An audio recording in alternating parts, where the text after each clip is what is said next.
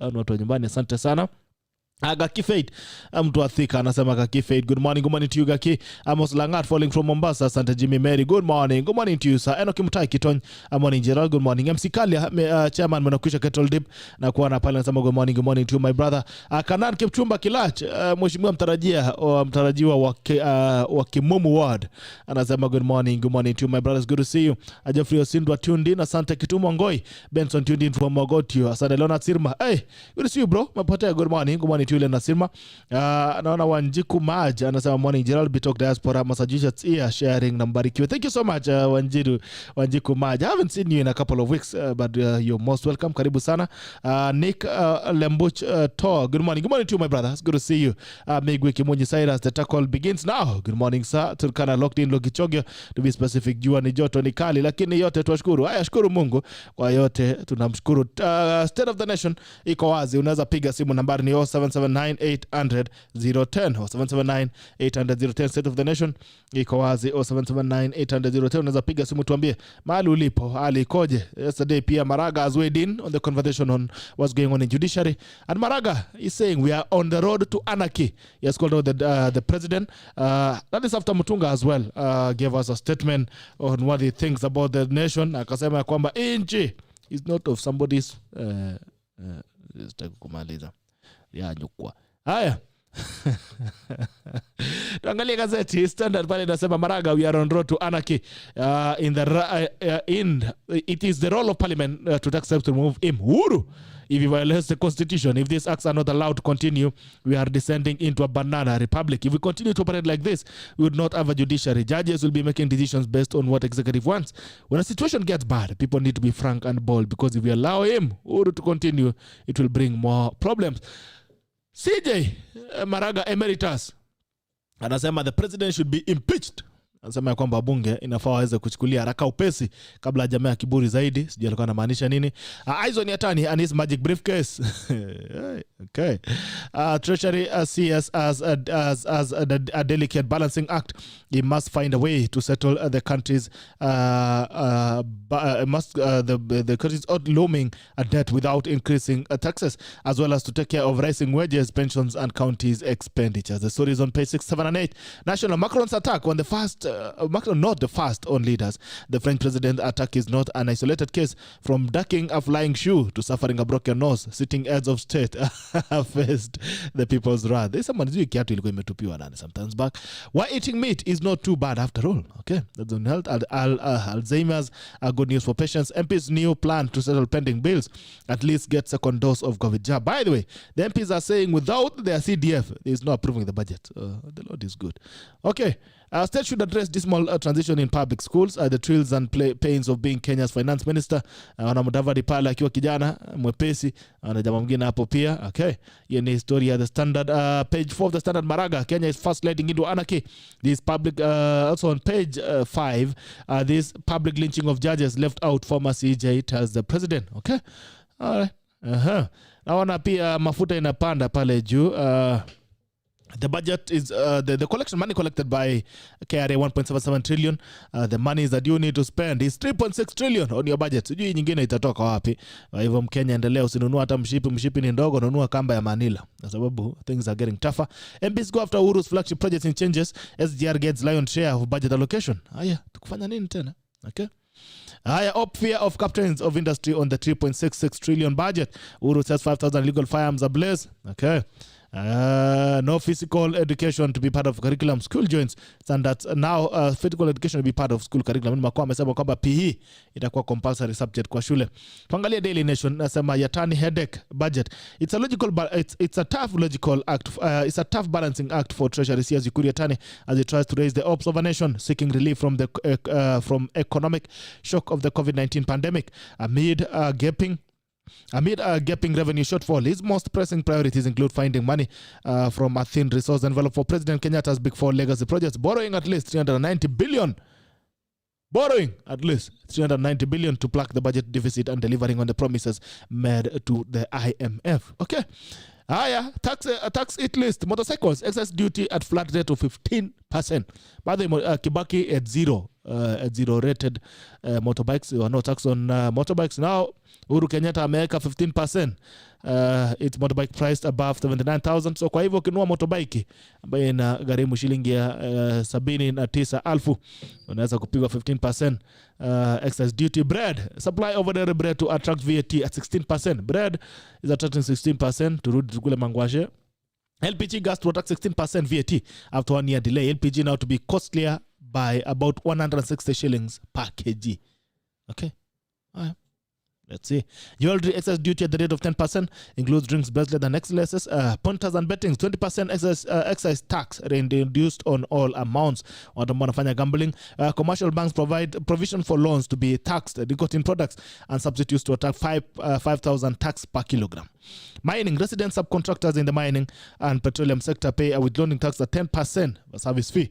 Hiyo ni shuru ambayo inakuja. Judges pressure mounts on Uhuru. Justice Maraga, who left judiciary in January this year, said in Parliament should have taken steps to remove President Kenyatta from office for violating the constitution by failing to appoint 41 judges nominated 2 years ago. It disclosed that before leaving office, he had been furnished with a list of nominated judges the president did not want to appoint on allegations they are tainted. But now, he claimed the names in the list that had been changed. Okay? All right. Interesting time to be alive. Kwanza, Machakos, Maseno, and Kisumu. Lands Ministry draws line on boundaries. Mumias secret deal. Senators demand full disclosure on leasing contract. Okay? Learning new skills was silver lining to the pandemic. That is on page 2 of the Nation. Page 3, historical heritage buried in cradle of mankind. Turkana, mambo ya Turkana hiyo. Impeach Uhuru for violating the law. Maraga tells House Senate probes Mumia sugar lease deal. Okay. President offers jobs to illegal firearm makers. Hao ni kina nani? Yeah. Puzzle over travel bills despite lockdowns. Ministry in fresh bid to boost sports in schools. Even despite lockdowns, your people have been traveling. Watu wako wamekuwa wakipiga travel. People daily sema ya 26 billion hours to the budget. 26 billion was the budget. Experts who crunch daily on COVID figures. More pain. Proposals come in amid economic and social disruptions occasioned by COVID, which has pushed an estimated 2 million Kenyans into poverty. Way out. Treasury to raid citizens' wallet to raise 1.3 trillion to ordinary revenue through more taxes. Governors MCS blow shillings 12 billion on travel packs during pandemic. 12.5 billion. Ma MCA na magavanare walikula wakati wa kuna lockdown, they were traveling. Sijui alikuwa anaenda wapi. Haya, tungoje tuone. Haya, tuangalie gazeti nyingine hapa mpaka ni gani. Kuna gazeti ya Taifa leo inasema wanaume kamili ameweka hapo Mutunga na Maraga anasema ofisi ya serikali sio mali ya kibinafsi kwa mtu kufanya kila anachokitaka. Mutunga says the public office is not a personal property. Maraga pia anasema rais apigwe impeachment. Wabunge watisha kuvuruga bajeti leo kushinikiza waziri kuwapa CDF. MPs are saying without CDF there's no budget for you. It's a very, very good morning. Karibuni sana. Nianza na Metho hapa. Metho, good morning. Morning to you. Good to see you. It's good to have you. Thank you.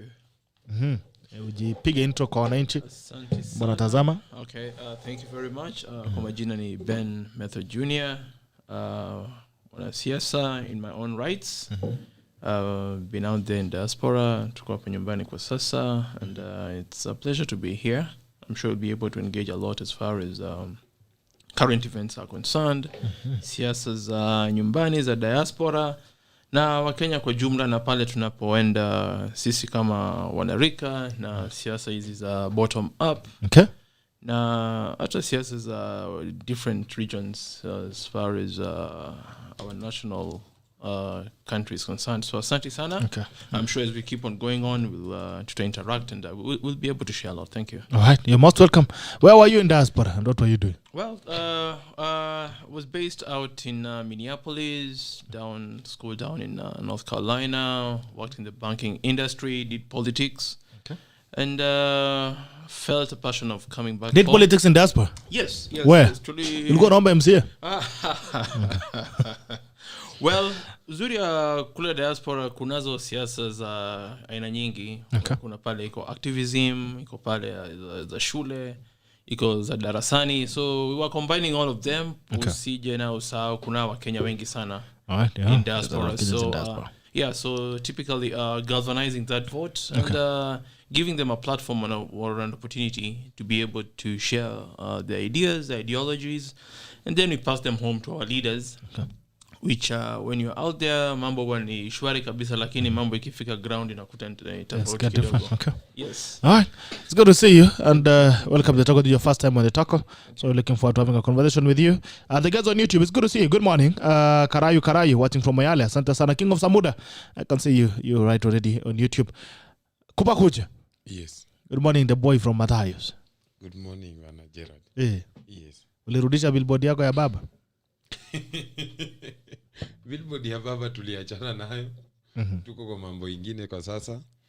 But it's a good morning. It's a very fantastic morning today.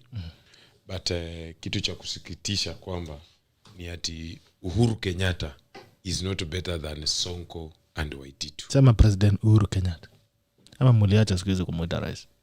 Okay.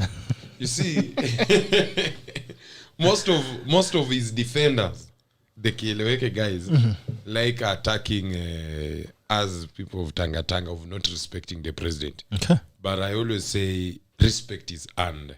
And what the president has done, he has worked tirelessly to ensure that Kenya is not respected. Is not respected. Okay. And Kenyans' prayers were answered somewhere else in France instead of being answered here right in this country. Why are you not making the prayer get answered? What's stopping you from giving us an answered prayer?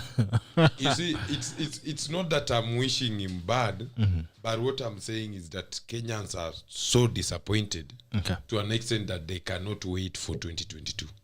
That's the bottom line. Yes. So you guys are always tired every 5 years. You wait for another year again to make the same mistakes? Or what changes? Not that you guys have been tired for the longest time. Kenyans have not said that Kenyans have been tired for the longest time. It's just that Kenyans have realized that the buck stops with the president. Okay. And any elected leader, for those people who are on the ground, they will tell you that most of these elected leaders are walking on a slippery journey. Because the same way President Uhuru Kenyatta is unpopular, that's the same way some of MCAs in this country are unpopular. That's the same way some of the governors are unpopular.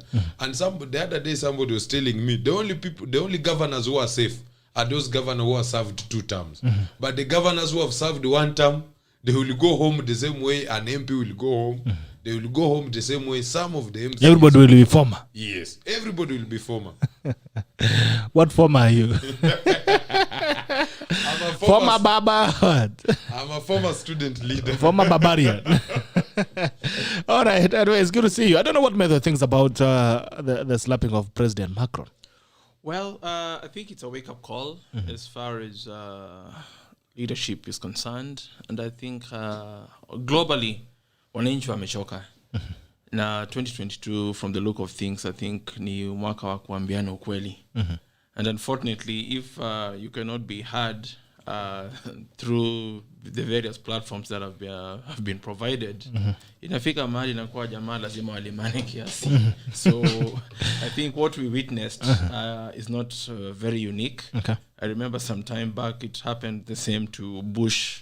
I think it was somewhere in the Middle East. I think also Raila was killed sometimes. Exactly, it happened. And what that tells you is that it gets to a point in life that you have to put your foot down and say enough is enough. And that calls for what we call a paradigm shift, whereby things change. It's not business as usual. And I think we'll be witnessing that a lot going forward as far as Kenya is concerned. On my end, I'm a student of politics, and I look at things from an economic and a political angle. And you find that, for example, what the Hustler movement, or to be precise, the Hustler Nation has been pushing for, it's a unique concept of politics. But when you delve into it critically, you realize that it's something that is already in place. It's only that, unfortunately, we just don't enforce or obey the basic laws. Yeah, so I'm sure as we keep on engaging, we'll be able to demystify all this bottom-up initiative. Sure. And, the understanding as far as the people who are leading it are concerned. Because you find that I call them demagogues on my end. Unakuta mtu alikuwa hapa, akakuwa hapa. Sasa yeye ndo anajiita yeye ndio ring leader wa kulead your bottom up. Lakini if you sit down with them candidly and ask them what is bottom up. Unfortunately they cannot break it down to wanakuambia sababu hiyo ndio ile basi iko ama gari iko tuingie twende nayo. So it gets to a point unajiuliza my friend tunaenda wapi hapa so inakupatia kitu inaitwa reality check. Lakini tutazidi. Haya, wacha tukimbia diaspora pale kidogo tuangalie tutakwenda wameingia. Naona Kipchumba Kips tayari ameingia pale kutoka Australia. Good morning sir. Please unmute yourself.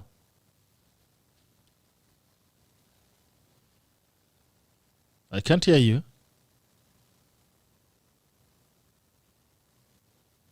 All right.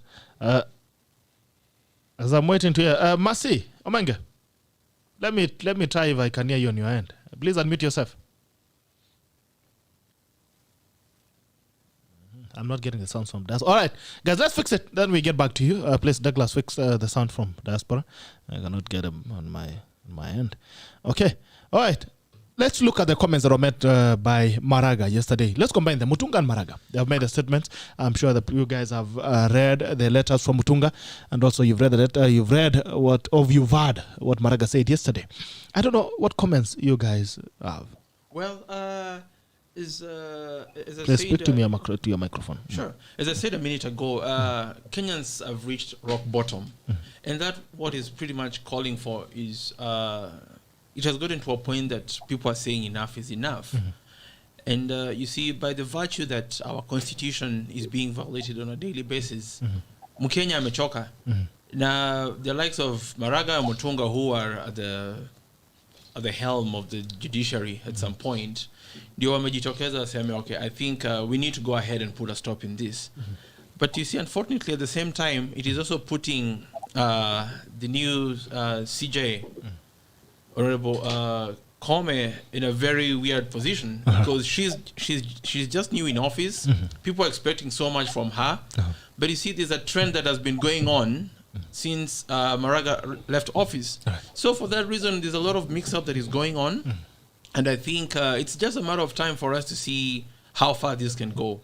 And I'm sure as things keep on being demystified and the push keeps on going on, I'm really excited to see how the president will be able to resolve this matter, because for the judges who are not sworn in, surely there's a lot of, I don't know if it's propaganda or is the fact, because there are so many stories that are coming up.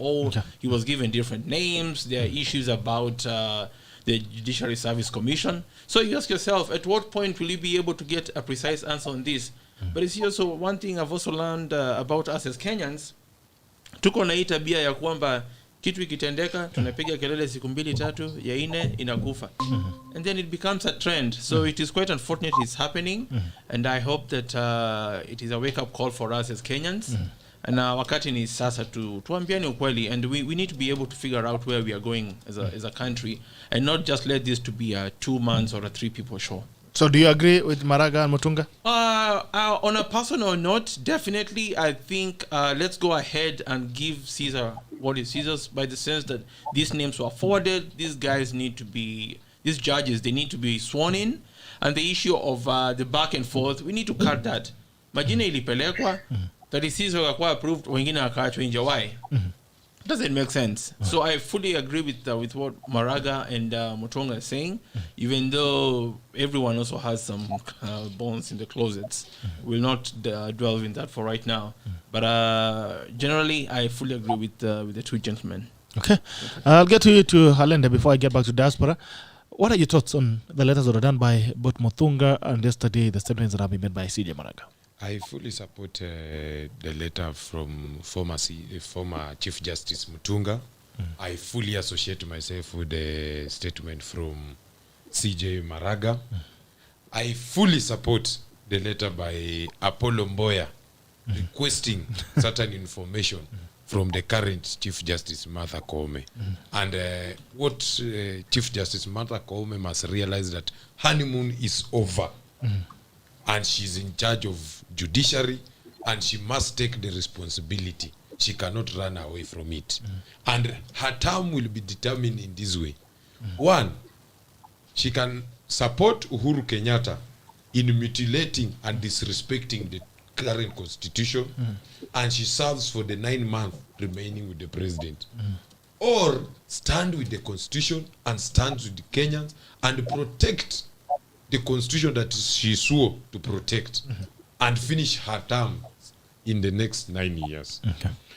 To continue associating myself and putting more emphasis on the two gentlemen, that is Maraga and Mutunga, one thing that President Uhuru must realize is that immediately he changed his advisors to Francis Atwoli, to Murathe, and Mutai Ngunyi. That's when the rain started beating him, and added the military on his side. You see, military cannot advise you on anything constitutional. Okay. And that's why you end up embarrassing yourself and the office that you hold. Because how do you explain to people outside there that our president did not follow a constitutional procedure that is quite simple? After the JSC has vetted and given you these names, you are supposed to just gazette them and appoint them, and it ends there. That's where your role ends.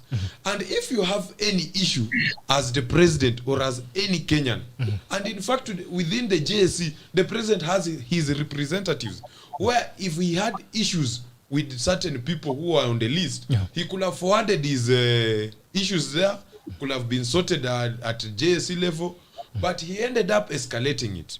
Now, to make matters worse, initially we were being told that he has intel of some funny dealings of certain names within the 41 names that he was given. But at the end of the day, when he was appointing the 34, he ended up changing the names. So he ended up, in fact, punishing those who are perceived to be anti-BBI. But they were not anti-BBI in the moon or in their bedroom. They were sitting as a court of law. And if anything the president has against these people, there are correct procedures to be followed. There are constitutional procedures to be followed in order to sort out those issues. Okay. Because him as the executive, he is not the judge, he's not the jury, or he's not the person to persecute them. He is the president. Okay. And he has his mandate within the constitution where he's supposed to work within that. But to finish, we are fighting for the soul and fabric of this country. And it's high time for those who call themselves pro-BBI, tell us one thing. If they cannot respect and follow the current constitution the way it is, how are we sure if we amend this constitution through BBI, they will be able to follow and respect that constitution? Yes. Okay. All right. How will you remember the president? CJ Maraga says he'll remember me as a man who was at war with the constitution. How will you remember the president? I don't know how I'll remember the president, but I want to give him a benefit of doubt for the next 9 months. After that, I can decide when I will remember President Uhuru Kenyatta. How will you remember him, Metho? Well. I think by the virtue of him holding the last name of Kenyatta, that would probably maybe carry the day as far as the memory is concerned. But it's quite unfortunate where the country is going from an economic standpoint, politically, and also the disregard of our constitution. It is quite unfortunate, based on the campaigns that these guys ran back in 2017, where the expectations were so high, but it has been a disgrace to us as a country. So you will not remember him? Well, like I just mentioned, I'll remember him by the virtue of the name. But as far as Matendo, madogo sana. Okay, all right. Acha tuone pale Diaspora. Jambo, I'll start with Kips. Mambo. Good morning. Yeah, good morning. Finally, good to hear you. You well? Yes, I'm doing well. I think we've not seen you in a couple of weeks. Yeah, been a little bit busy, a lot of things to submit, but I'm finally done, so I'm ready to tackle.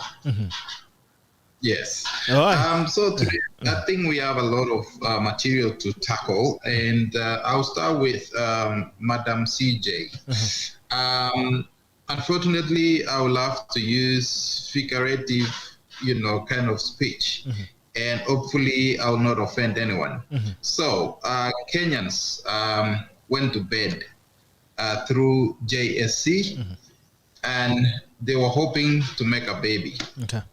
And the mother was to be Kome. Yeah.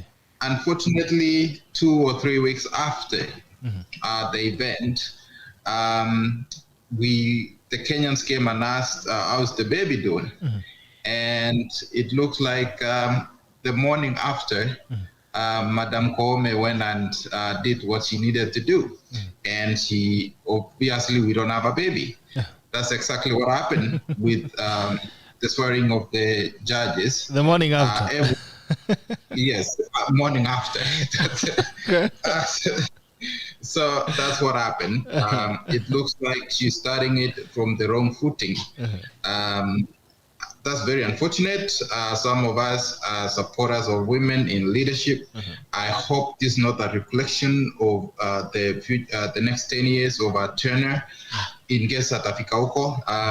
But in terms of Uhuru and the letter from former CJ, I was surprised at how in Kenya we have online mujahideen, more like I saw a lot of online defenders of Uhuru just clunking to not the message that Mutunga had put forward, but they were interested in the letterhead, the office of. Very surprising. That's typical of Kenyan people. Therein on the letter, a lot of things that every Kenyan actually ought to interrogate. Some of us, we come up, for me as a person, I think we're witnessing something called Kenyattazation of Kenyan economy. You've seen expansion of Kenyatta family businesses using state power, state capture, private entities running Kenyan economies. You've seen Brookside Dairies, you've seen Heritage Hotels, we've seen CBK, and of course MediaMax. Uhuru Kenyatta is there to serve not the interest of the Kenyan people, but the interest of his families. We'll tackle in detail what that entails. I'll let the other tacklers handle it. Yeah. All right. Masio Menge, it's good morning to you, or it's good evening to you. Yeah, hapa saizi, maybe good morning. Unanisikia? Nakusikia baba. Sawa. I don't know who your guests are there. But, Joe KHALENDE and Benson METHO. Okay, yeah, ni sawa. Say hi to them. Mimi yangu ni kusema, I mean, I'm just looking at, I was just watching Amin Nasir and Makau Mutua's discussion about, Uhuru's action. Alafu nikaona, what else are we talking about? Alafu mambo ya, I mean, generally mambo ya actions ya Uhuru Kenyatta.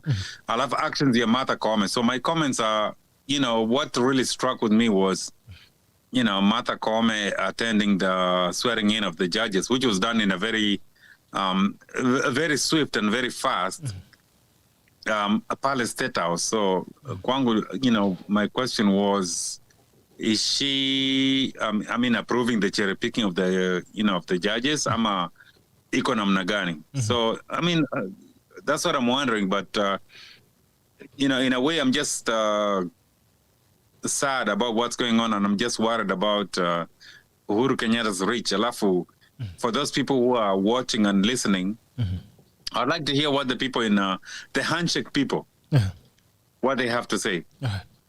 That's it. Thank you. Do you agree with the letters by Mutunga and also by Mutunga and CJ Emeritus Maraga? Yeah, of course I do agree with them because the thing is, like Mutunga was writing about that Uhuru holds like a list of hate. Actually, nimesoma hiyo kitu like half hour ago. Alafu Maraga kuja kaongea hiyo story. I mean, if he was to approve, then he said president, I mean, it happened before that, whatever has been approved by the JSC, the president has to just appoint. So if the CJ was to, kama vile Martha Koome, I'm not saying she did it, but I kubali what the president has done, Then it says the president for any future president to cherry pick on who's going to be chosen. So I do agree with their statement that, it's a matter of national importance that these particular institutions have to work. Okay.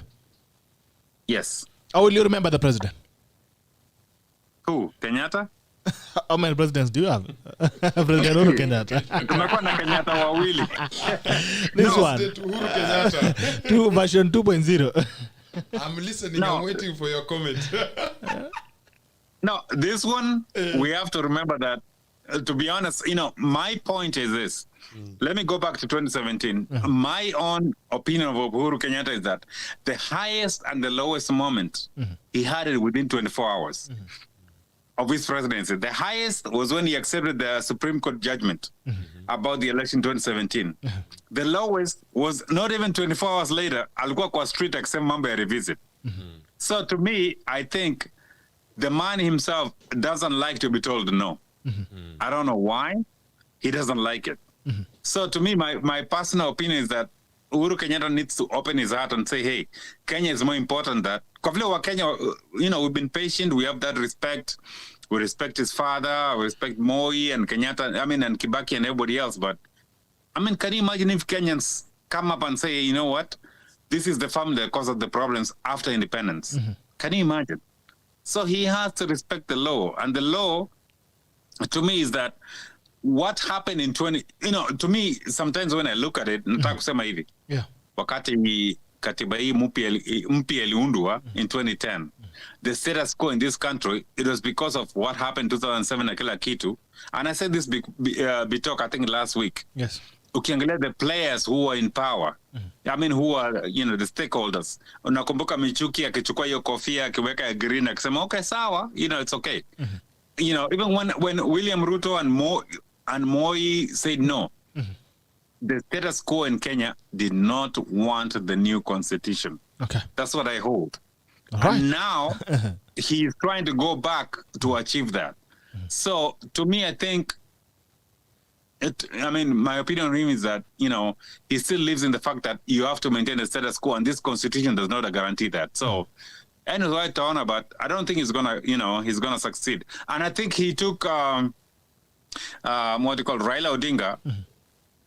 He's almost been made like a spanner boy for him.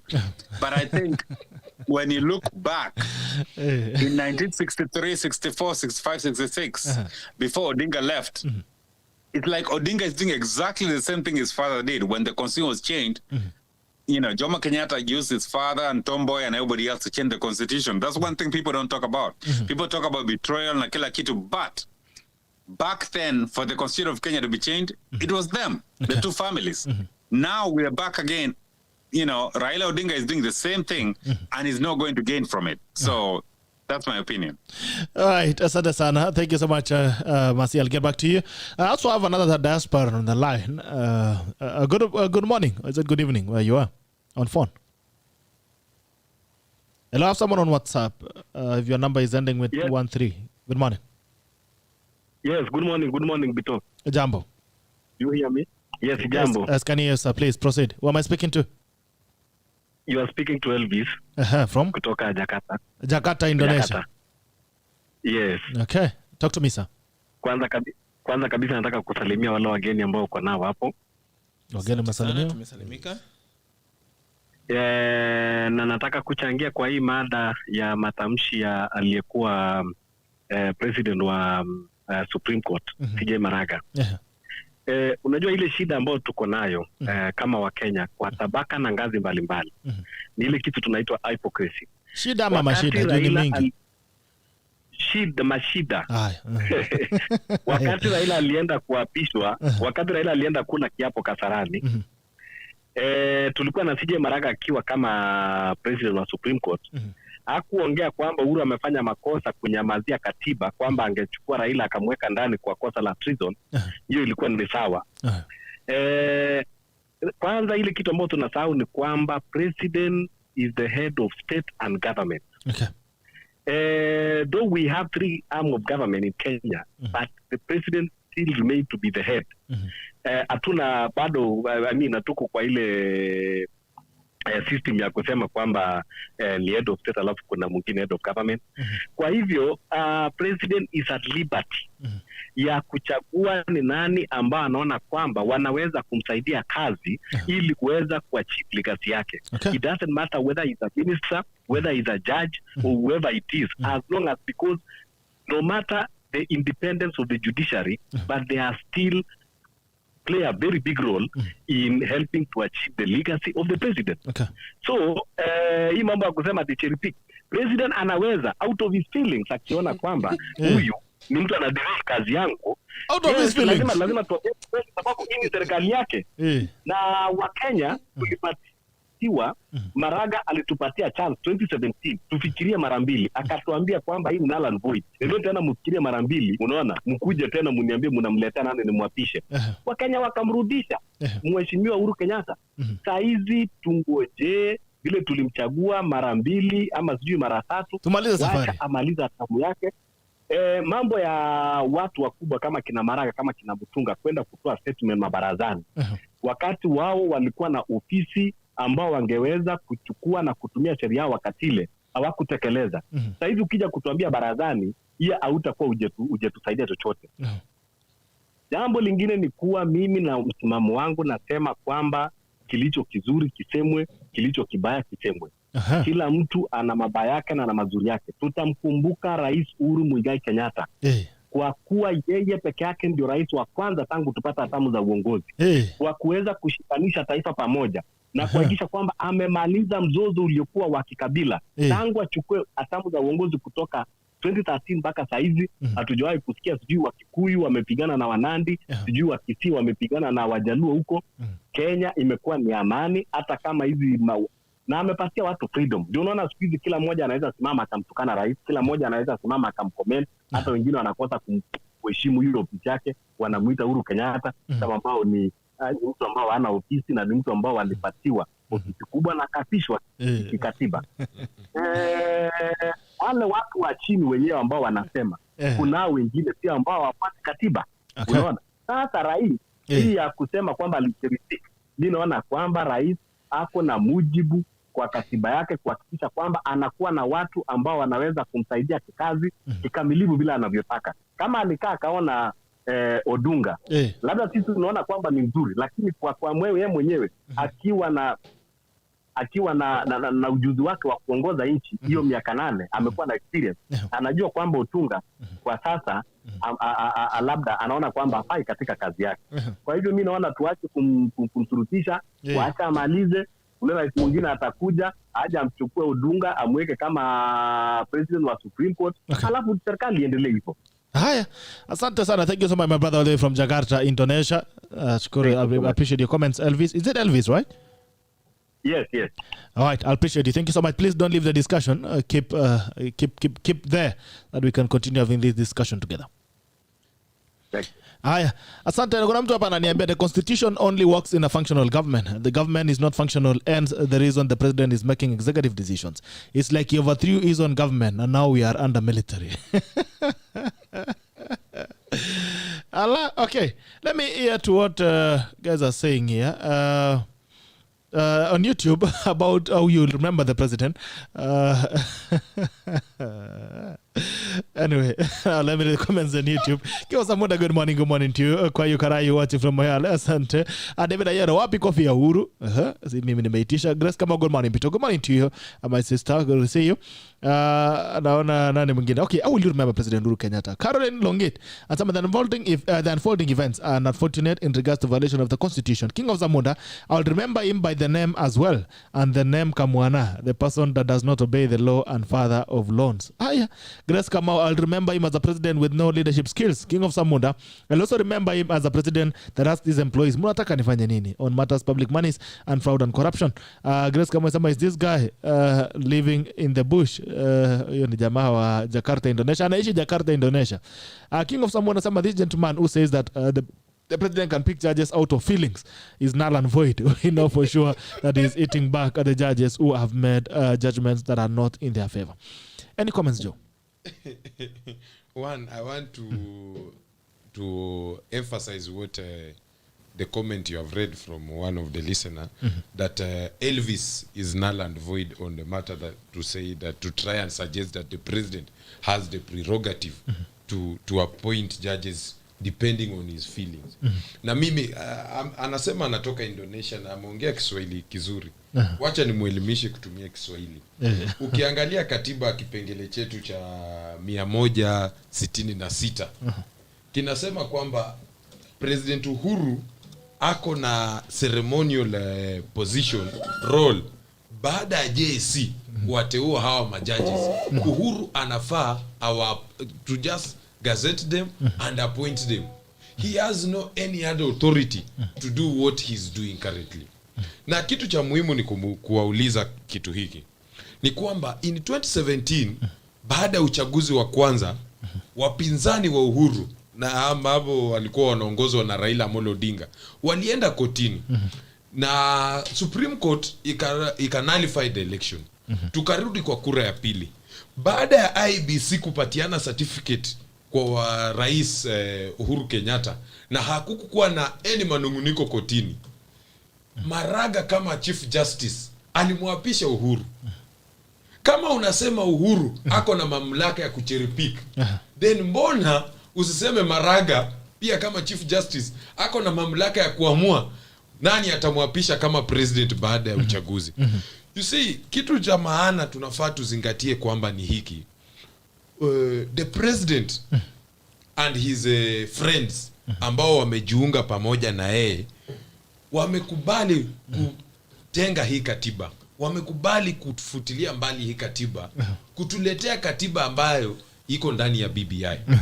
Na wakati watu wa Kenya wanafaa kuwe makini, when Kenyans are talking about the basic structure of this constitution, we are talking about doctrines like separations of power, where we have 3 arms of government, that is judiciary, parliament and the executive, which are supposed to work hand in hand but provide checks and balance to each other, so that one of the arm does not go to the extreme or go rogue the way the executive have gone rogue in this country. Hiyo ndio muhimu. Okay. Na wakati tunazungumzia constitutionalism, tunaongelea breaks ama safety belt ambazo zimewekwa kwa executive, so that we can protect the constitution, we can serve Kenyans, and we can move on in harmony under due process and respect the rule of law, na tusonge mbele. Well, I think it's also important for us to look at this thing, or whatever is happening, from a two-faced angle. First things first, I know everybody is out here grumbling about what the president did, Madam Justice Kome. But the question also that we should be asking ourselves is, if out of these judges, the 36 of them went ahead and accepted to be sworn in by the virtue that they are pro-BBI or their BBI stand is not fully known, and they left the 6 out, what is that telling us about the future of this country as far as the judiciary is concerned? I find it to be very alarming as far as even where BBI is going, because technically I'm being told, or what I'm reading between the lines, is that now you have come in office based on your positive stand on BBI. Kumaanisha, in case anything happens na BBI ikuja kotini, then this team will be able to approve it. Okay. That is one. Secondly, I'm also looking at it from the angle of, is the president testing waters to see on how Kenyans will react? How much he can stretch. Okay. How will Kenyans react? How much can he bend Kenyans backwards? Kwa sababu tumekuwa tuko na hii hadithi ama hii fununu inatembea, mnasikia constitution hii BBI ikipita, there's extension of terms and whatnot. Is it a precedent that is being set up to go ahead and validate those kind of schemes that are being put in place? So yes, we can look at both Kome and the president, but also I find it very wanting and very shameful of these 36 judges who went ahead and left out their colleagues rather than standing out and saying enough is enough. It is either we come on board as a team or we are out as a team. You wanted them to sing solidarity forever? Well, it is about time that we work and we walk as it is. The constitution is very clear on how things need to be done. Our brother in Indonesia, I'm sorry to say, I think umekaa nje sana ukapoteza network. Network yako iko sawa. We have institutions that we have to be respected. Indonesia, is it a democratic? Sijui wanafanya aje huko. Yes, Indonesia nilienda kwa map. But if we have institutions, they should be respected. Whatever they bring on board should be approved without any contingencies or any checks and balances being put on them. And what is being witnessed, I find it to be a precedent of other dangerous things that are coming down the road as far as this BBM monster is concerned. Yeah. In fact, what my brother is just trying to say is that the swearing in of those 34 judges reminded Kenyans of the dark day that behold Kenyans when Kibaki was sworn in after the disputed election. And that's what Martha Koome has turned out to be to Kenyans. The Kivuitu of 207. Because by attending that swearing in, almost at night, he has reminded Kenyans of dark era. But the critical thing that Kenyans needs to be alive and Kenyans needs to be ready to face and Kenyans needs to be bold and tell President Uhuru Kenyatta is that you cannot mutilate the constitution, you cannot disrespect institutions so that you create a monarchy to extend the Kenyattaism in this country. We need to be very firm and we need to be bold and tell the people who sit on the ivory tower, the Atuolis of this country, the Mutahi Ngunyi of this country, the Murathas of this country, that we have a constitution that we must respect. And the term limits of the president ni 10 years, unaenda nyumbani, mwingine anakuja, Kenya inasonga mbele. Because we cannot allow few individuals to extend the terms and of the president. Because generally, what these gentlemen are saying is that we are going to appoint friendly He said he's judges. head of government. The government is, all the arms of government is government. He's the head of government. He's the head of government, Okay. but we have Separation of power. separation of power. Okay.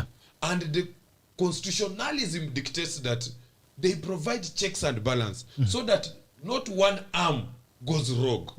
But here we have a case where the executive has gone rogue, has intimidated people, has arrested people, has jailed people, using some kind of powers like this one they are trying to use to appoint 34 judges who are friendly so that they can give a good ruling through the court of appeal so that reggae comes back. But Kenyans are saying no. Kenyans are alive to the fact that this country can go on if we follow rule of law. But if we do not do that, things are not going to be good.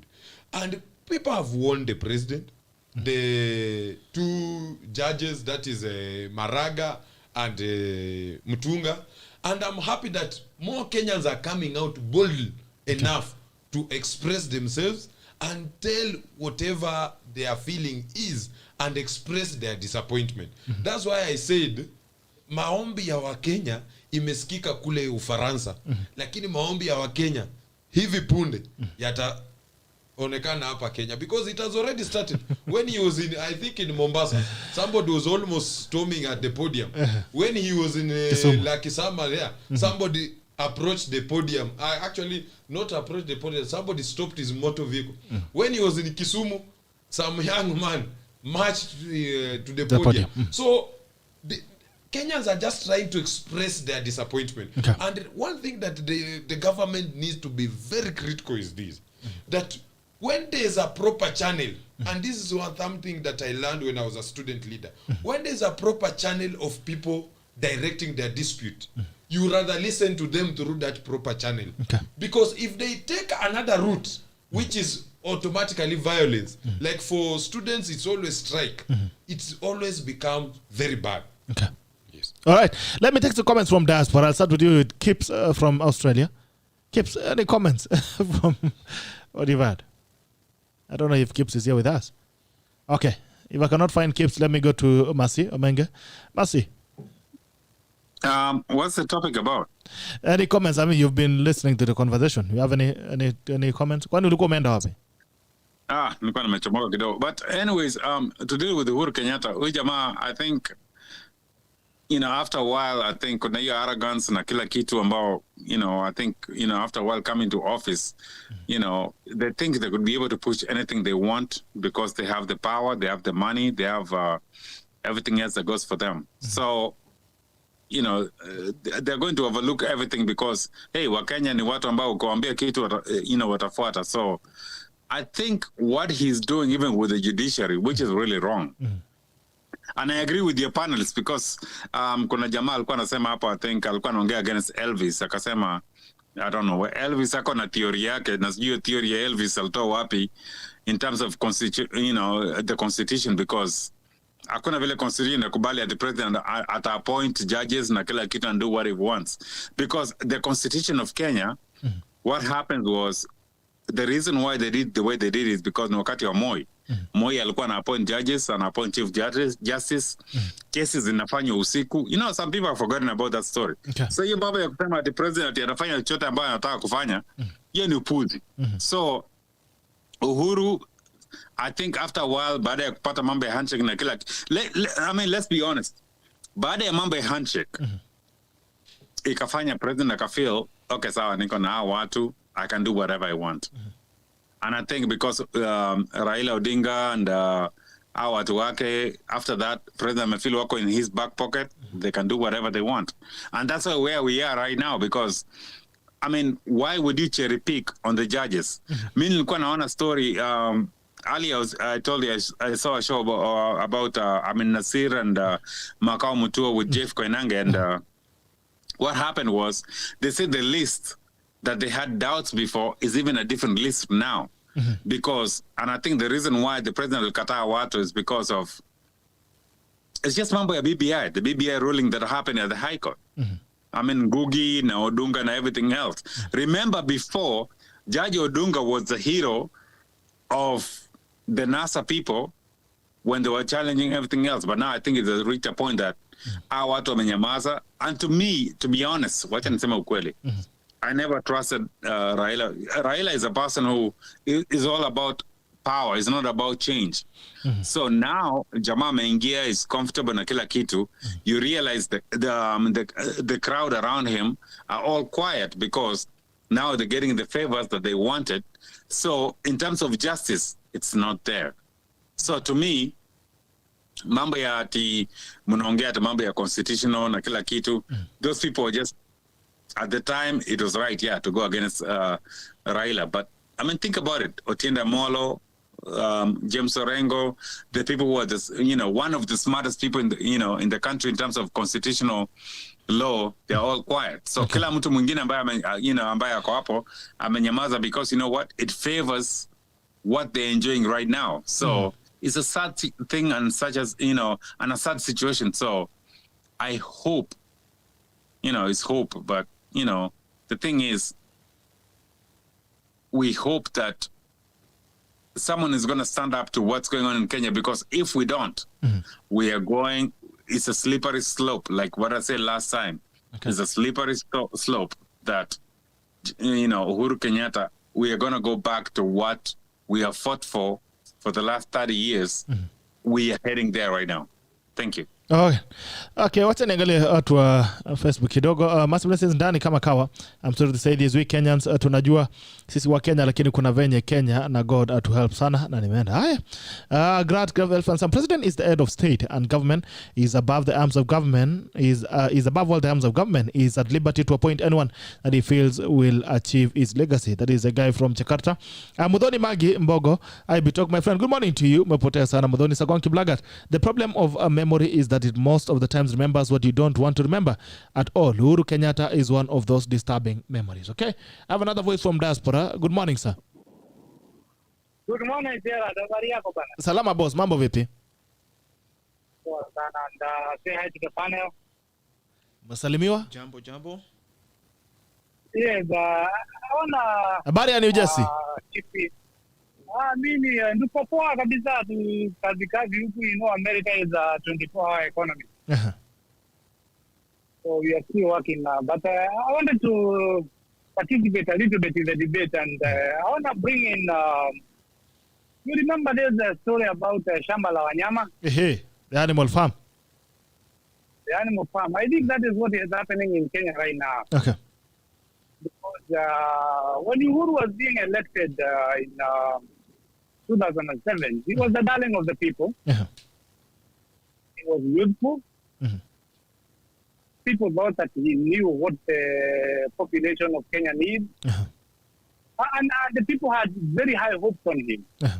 But the problem is, Mhm. Uhuru has learned from the best. Okay. He was a student of Moi. Mhm. And to be truthful, Mhm. as much as we are hoping, there's nothing to hope for. Yeah. Those judges that are out there, the 6 judges that are left out, they might not be. I don't see a scenario where they're gonna be back, because Yes. what Uhuru is doing right now, Mhm. the whole hula baloo for the last 4 years, is about blocking someone to get into power. Okay. And Mother Koome, from where I stand, she is compromised already right now. Okay. Unless there's she stands out just like Maraga did back in the day. Mhm. Like when he told Uhuru, like either you swear the 40 judges, Mhm. or you swear none. Okay. She has to make a clear cut. But if she doesn't right now, Mhm. the whole thing is about blocking one person to get into power. Because remember there was a few years ago, there was a time that Raila Odinga and Uhuru Kenyatta went to the podium, Yes. and they talked about when Kenyatta went into detention. Mhm. And do you know who the first daughter of Kenyatta by then Mhm. was left in Odinga's house? Uh-huh.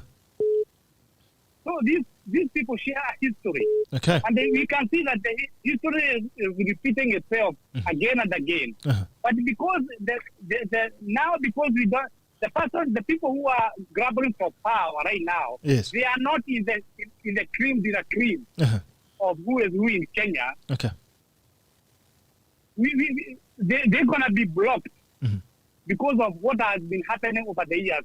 Since Kenya got independence, Mhm. it has been about the Kenyatta family and Raila family. Moi got there by default, by mistake, and you see what he did.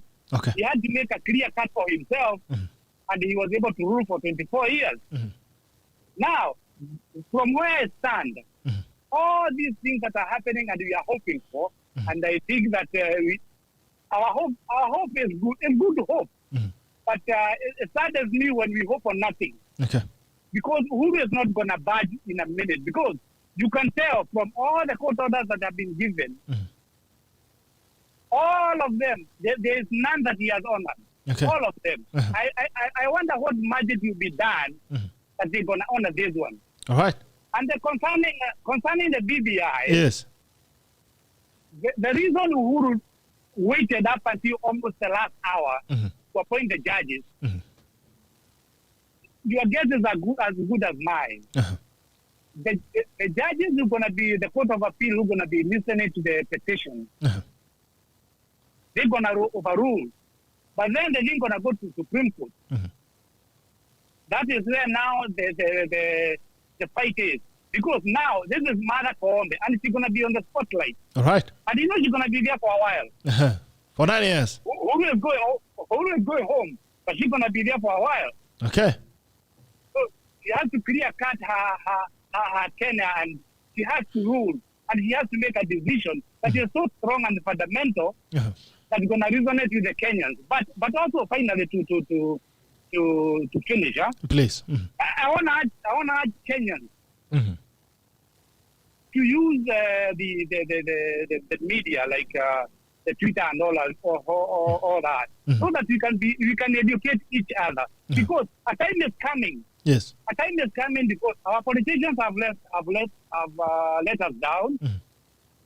The president has let us down. Now the judiciary, which is the only remaining solid for the Kenyans, Has also let you down. it is compromised. Okay. It's compromised.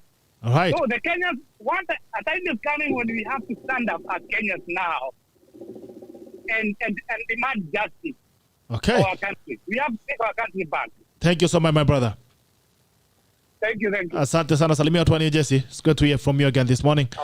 All right, okay, we take a break from the calls. We go back to the debate, then we come back. Tutafungua bunge tena in the next 20 minutes at 9. Wala watu ambao wanaona tayari wanataka kuingia bunge. Bunge taifungua saa 3 kamili. Acha turudi kwenye mjadala, alafu basi tutaweza kufungua bunge masaa yake ikifika saa 3. Tuchukue mazungumzo yako kidogo, alafu tujue itakuwa vipi. All right, so let me ask you guys, Jubilee seems to be on a deathbed. And the question is it deliberate or is just dying a natural death? Is it natural? Is it induced? And if it's induced, who is killing it and why? You know, in Kenya, I've come to learn, and this is something that has happened over the years. Political parties are vehicles that are used every 5 years. Jubilee is dead. And at this particular minute, even if the carcass is given to the likes of Morave, it should not be of any use. By the virtue of what is happening is that it has lived its time. Its time has come to an end. And a new baby or new babies are being born and being formed. But the fundamental question here to me is very simple. These new platforms that are being formed by politicians, what is the narrative that they are pushing on the ground? Like I said when we were starting off, I'm really big when it comes to issue to do with policy and the issue of framework. And it all falls back to our constitution. The aspect of bottom up, the hustler narrative, the kieleweke. When you sit down and look at these two narratives from an intellectual angle, they are, if they could go ahead and obey the rule of law, they are pushing for the same sentiment value. For example, like we are now, Jubilee seems to be the platform that was pushing like more of a top-bottom kind of an economy. Now that narrative has changed. The new narrative in town is bottom-up, which brings a lot of energy. Everybody is excited about it. And from an understanding, bottom-up is pretty much it's grassroots mobilization of a type of an economy, whereby you're telling the typical Mwananchi, the Wanjikos down there that, hey, you guys go ahead, galvanize yourself, come up with policies, frameworks that empower you. But you look at the constitution on the other side and say, hold up a minute. That is what devolution has done for us. Funds have been devolved down to the county level. Unfortunately, it is just corruption that has been devolved to the county level. We have issues to do with public participation. Lakini sasa unajiuliza hii budget ya county hata ikitengenezwa kuna public participation. How many of us here have attended those kind of forums? You just hear about them. But if this kind of platforms that have been put in place, checks and balances were being followed, then things would be able to flow. As far as Jubilee is concerned, we saw the other day, what's this, Minji, what's her name? Anne Waiguru the other day. Akasema they need to sit down, they need to go ahead and restructure. The priorities have changed. That is true, but even if you do that, it has outlived its time. A new baby is being born, new babies are being born. So the issue here is very simple. Jubilee needs to be buried. Other vehicles come on. Why is it so difficult to have a party that outlasts itself? You see, that outlasts the president. Our politics is local, and by the virtue of that, everybody wants to galvanize their local platforms and use them as the next platform to get into power. So by the virtue of that, you come and say, okay, for example, we are from this particular region. Now this concept is not working for us. Even though the monkeys are still the same, we just need to go ahead and get them redressed in a different modality or change the forest so that it gives us another political life. Na sisi kama wa Kenya tumekubali your concept because we have not been empowered. And also these politicians, I feel that they create a particular environment that keeps a particular part of the population in a status quo so that they can manipulate them. So the virtue of having a political party that has continuity, it will never occur in this country because our politics is local. We have to accept it and we have to play it from that angle. All right.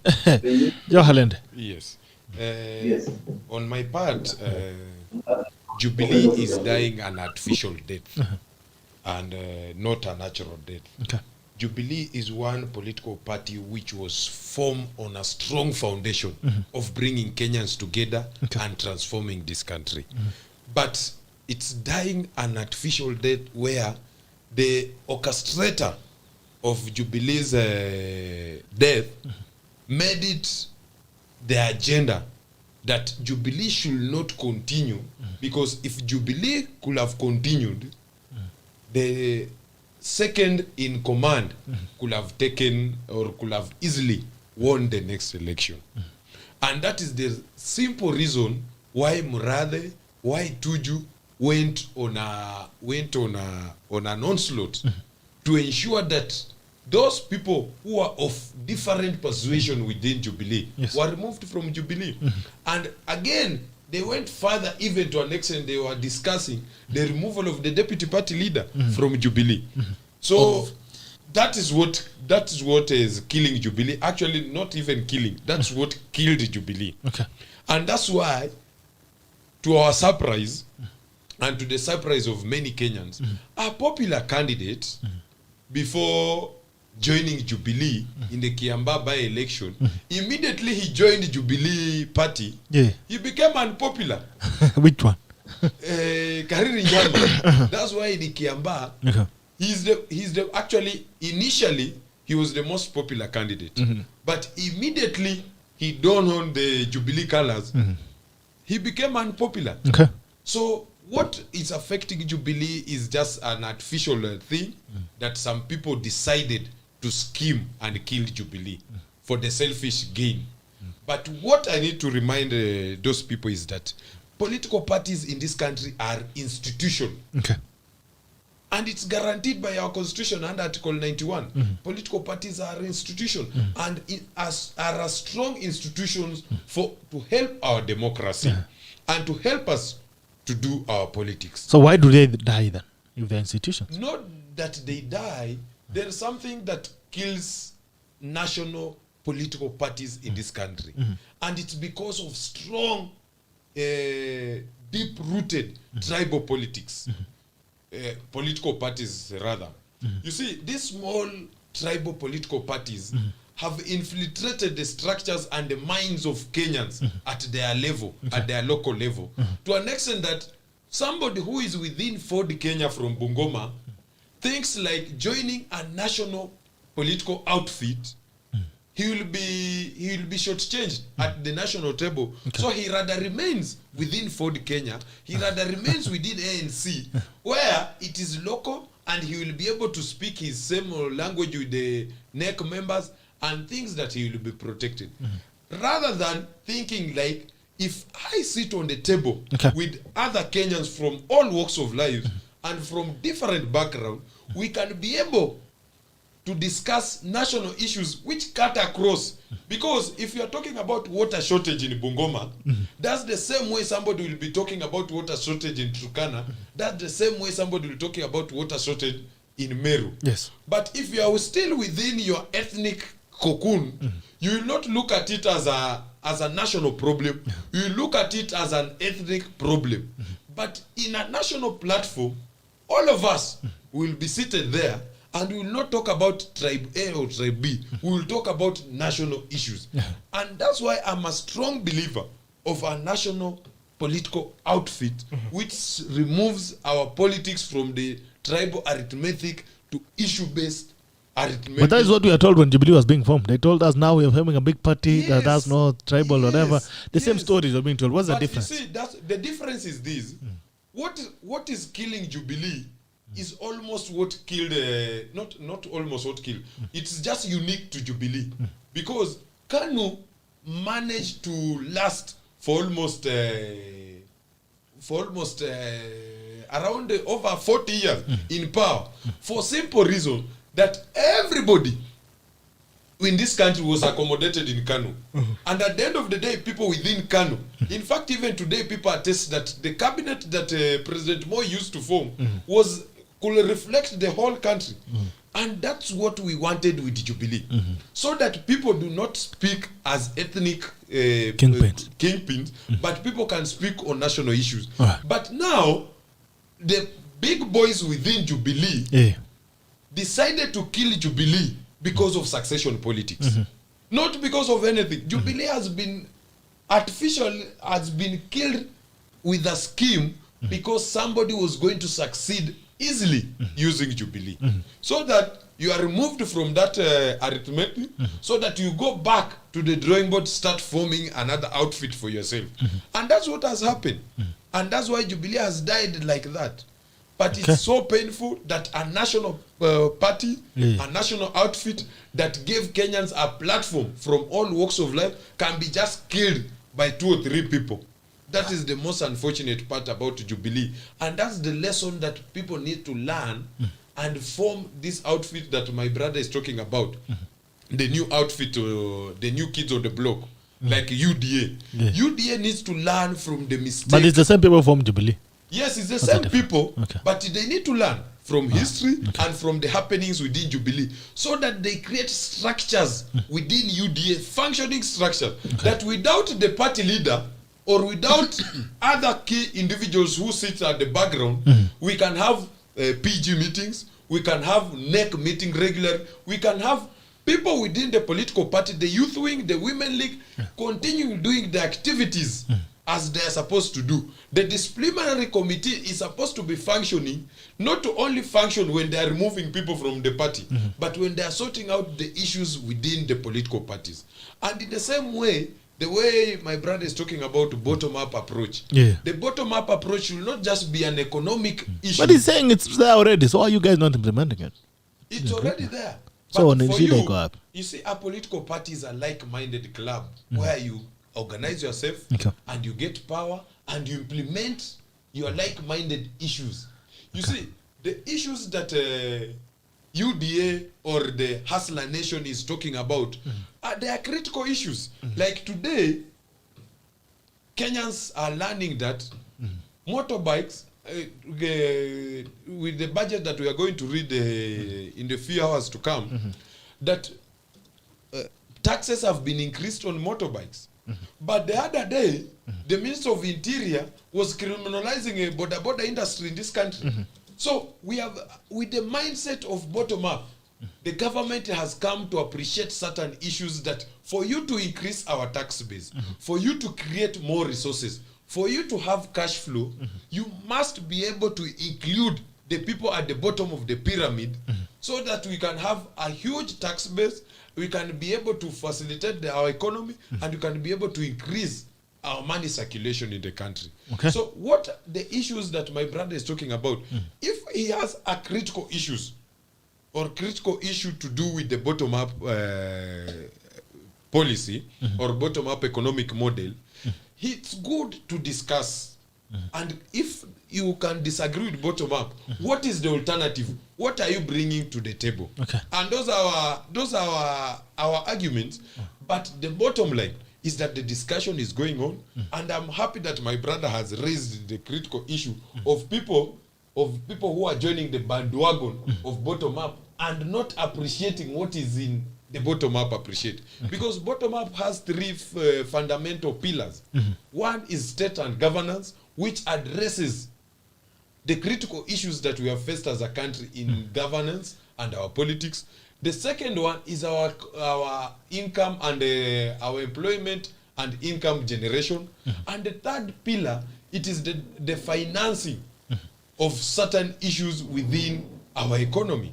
So if we are able to internalize those issues and listen from the originators or from the people who are explaining this bottom-up approach and be able to critically analyze it, as a country we will benefit, because we will move into an election period where issues are being discussed and not kingpins selling and buying people from other regions.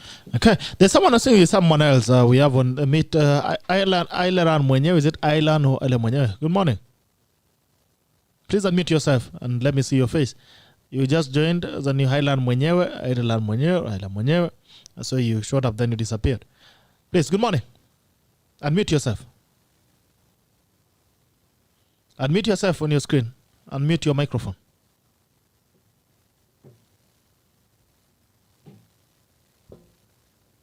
Unmute, tafadhali.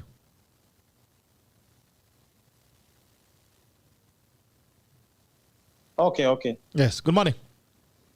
Good morning, sir. How are you, Peter? Salama sana, boss. Jambo. Jambo sana. How am I speaking to from where? Lamek from Qatar, Doha. From Qatar, Doha. Okay, tuambie Nadi. Yes, thank you for the panelists. I think they are getting it well. but there are some small issues that need to be squared out. Okay, which are? Joe is really trying, but at some time there are some things which is still not getting right. At the same time, this METHO. Okay. What we need to get here clearly is constituting the IEBC. That is the only thing that is ailing us from each and every violence after each and every election. Otherwise, what do we need as at now? What we need is, if somebody has been elected, these structures are in place. These structures, I listened to what KTN was, as KTN was interviewing the CJ Maraga. He said this: IEBC is the only thing that should be straightened so that we don't have all these issues of Ula Barui and there. Another thing, what I want to say about is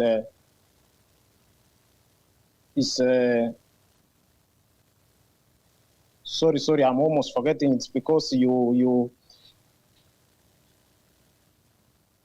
Okay, so you've forgotten. Okay. All right. When you remember, we'll get back to you.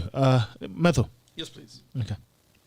Well, I think I'd like to, Joe, there's some issues that you've raised which are very fundamental on the aspect of being able to internalize and understand some of these thematics or some of the issues that we are raising here on how the economy, on how the respect of the constitution. But also, I'm also curious to hear maybe from you and from our panelists and even from those who are listening from us, how do we go ahead and internalize or come to the reality that, yes, we have these new concepts that are being brought in town, but some of the political demagogues, or I'll call them political grandfathers, are the same people who have now metamorphosized and saying, yeah, we believe in this narrative can work. Yet they are the same characters who have been in this game for the last 20 or 40 years. I'm finding it to be, they're pretty much moving the goalpost from one location to the other for the convenience of them being relevant in politics. And I think it's about time as maybe the young or upcoming politicians and the youth and the largest voting bloc in this country to say enough is enough. Jamaa wametucheza for long enough. I think we need to go ahead and, regardless of how IBC will be constituted, and vote as a bloc and vote for real change, rather than being victims of the mind games that are being played on us. Because what is happening is, I'm sorry to say it, the same characters that are coming up with these new formations are the same guys who have been playing the game for the last 40 years. And they'll say, hustler, I don't know, XYZ, I believe in bottom up. But how does a billionaire sit here and tell you they believe in a bottom-up kind of a concept? This is somebody who has accumulated his wealth or accumulated his status from the old regime. Now, all of a sudden, he has now metamorphosized and is now a champion for this new scheme that is in town. Come on, guys, I think enough is enough. We've been taken for a ride for too long, and we need to put our foot down and say, you know what? We have a constitution that has a capacity to work. Let us put it to work. But the only way that can be done is by changing the monkeys in the forest. And by that is by saying we need new leadership in town. All right. We'll get back to Diaspora, but meanwhile, I have someone on the call. Good morning. Hello. Jambo, habari asubuhi. Nzuri sana Bito. Sema dadi. Una nani? Ni Mohamed. Mohamed Eldoret. Jambo. Yeah, okay. Let me hear you out, sir. Please speak out, please. Proceed. Today I want to raise only 2 points. Okay, please. One concerning BBI things. This BBI is supposed to be united in this country. But that is not the real thing, because you remember Raila was being sworn as the people's president, and the person who sworn is now devoted and harassed to the extent what you have seen. So, Uhuru Kenyatta, the person who stood him from 2013, his deputy, has been silent and humiliated. So what they should do is to bring back, these guys will bring back William Ruto Kwanza, now we will let them Maiguna, so on as they are uniting this country. But if they are now kicking out people like boss, and then they are saying that they are uniting this country, that is a joke. Another thing is that Mara Komi has started a very dangerous move because what you will have done is that you will have refused to swear the 34 judges until Uhuru appoints the 6 judges. Either she will have sworn all 41 judges or none. But now, she have now go to the State House and bow Uhuru and, that is now the insult to judiciary. And again, we have made when Maraga was the Chief Justice, now it has now compromised by the executive. And what you have seen now is that the 34 judges has been sworn because these are BBI team that Uhuru wanted to be passed by Court of Appeal. Okay. So what we are seeing now, and the former, both former Chief Justices have raised a very important point. And as Kenyans, what we should do is that now we must come out and peaceful demonstration against this guy called Uhuru Kenyatta. Okay. Asante, unataka peaceful demonstration? Yes. Ahmed. Allah. Aya. Nakusalamia. Asante sana. Salimia watu wa Eldoret. Thank you. Aya, jambo, habari asubuhi. Bunga la mwenye nchi. Salama sana Bicho. This is Farid Faraj. Farid, umepotea bwana. Habari ya ile procedure? Ilikuwa salama kabisa. Aya, tuambie dadi. Karibu. Kuna jamaa Mathayo, mimi jamaa anaitwa Mathayo kwa Joe. Anaitwa Kupa Kuche. KHALENDE. Uliye papa. Ndio bulamba bwana kuka. Ulimulamu? Ndi mulamu bwana. Mathayo 2022 ni yoyo. Asante. Faraji, unapeanga kila mtu kura. Unapea Avi ya Westlands, ndio umepeana ya Mathayo. Mimi mtu wa Westlands, so yeye ni Avi, yeye Mathayo na encourage jamaa jikaze tu. Ni roho unampea, hujampea kura, umempea roho. Thank you. Ni roho, which is very important. If you don't encourage somebody, you can assess his ideas, they are brilliant. Hata kama una kura, at least mpe matumaini. Hata kama sina kura huko, unaweza mpatie tumaini alafu anajikaza. It is not a matter of voting in everybody. Okay. But as long as you've encouraged them and you've given them your assurance that they are able to do it, then it is enough. They should not do the rest by themselves. Okay. So here comes about now the IBC. IBC is just like the court now. They are going to worship the president who is in power. Because this is the appointing authority, and he has just proven to us he's going to appoint whoever is comfortable with in each and every position. Yes. Just the way he did to KMC, he chose where to take it, where it's very convenient to him to do whatever he wants. So he will put people in office whom he will use as puppets. They will be singing to the tone of the master. There's nothing that can change IEBC rather than a president who can understand and obey the rule of law. But as far as the president whom we have currently is concerned, telling him to follow the rule of law is like dreaming during the day. Okay. Because you see now, we have been told it is unconstitutional, the IBC cannot conduct the referendum. But the president himself is telling Orengo and the rest in a meeting that was not privy to the media that let the outcome come from the court. However, the direction it will take, BBI must be taken to the referendum. Okay. You see, they have already a presumption in mind, whichever the courts are taking, they will take it to the common Mwananchi. Number two, if they are taking it to the common Mwananchi, they have already curtailed the IBC. They are not going to give us the actual outcomes, but they will be going to please their masters to put their own desires and whatever they want for themselves. So they have nothing for the common Mwananchi. The bottom-up economy, it has been tested and it has worked elsewhere. We believe with the way people are telling us, it is something that might solve our problems. Because people who are not having anything currently might be having something in the near future by being funded by the government. Because we are told when the government is giving grants to people like Safaricom, they're giving grants to Mumias Sugar when it is failing.